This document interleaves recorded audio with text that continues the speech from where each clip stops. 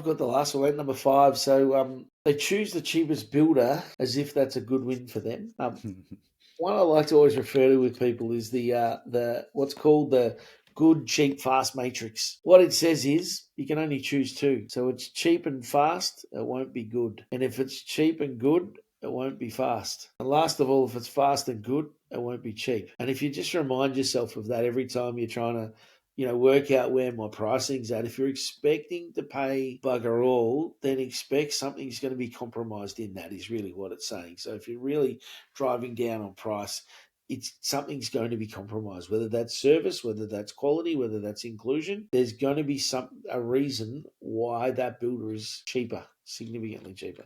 That's number 1. Often people don't realize what they're actually getting in that upfront cost. So what I mean in that example is, sorry, I've gone blank here for a second. Builder number 2, for example, you've got builder number 1 that's a cheaper price. Builder number 2 that's slightly more expensive has significant more inclusions in there. So you've got nicer stuff in the home, but it's more expensive. But so you just got to make sure you're comparing apples to apples. Is really it. Next one would be builder number 1, the cheap one will overcharge or charge excessive amounts for items during the colour selection. We've seen it time and time again, Colin, when you get beaten on price and then you hear later, they went to the colour selection studio and spent 50 grand, where they would have spent 20 with you. And, they're 5 grand cheaper than you. And you're like, how does that happen? But they're not aware of that. Customers aren't aware. So often they have very limited choices within their standard inclusions or builder's range inclusions. They're often ugly, and an example that I would give is bricks.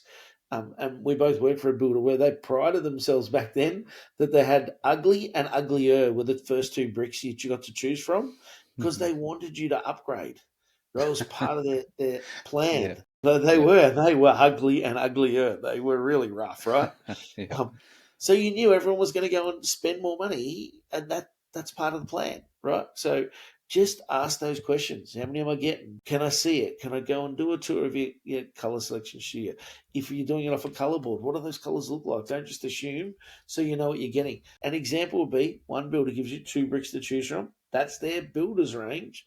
Another builder gives you 6 or 7 bricks to choose from. That's their builder's range, category 1. Why? Why are they different? There's not this category 1 is that particular builder's choice for that category. It's not every builder's choice. So they will choose what they put in and what they don't, and that's to try and control how much money they get you to spend. Because if they make it ugly enough, you're not going to want it, and you're going to want to upgrade it, right? So be mindful of that being the case. They neglect to cover items such as rock, right? So they say, we'll fix the site cost, for example, but rock's not included. And so once you get on site and they discover rock, they come back and charge you 5 grand. You're already a long way down the path there. You're not turning around at that point.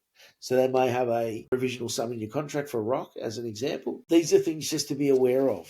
Again, I've worked for builders that have operated that way. I've worked for builders that have operated the other way. So, it's not to say one's right or wrong. It's just to be aware, right? So you understand what's included, and you don't, necessarily sign up for the cheapest and then get stung for this stuff along the way.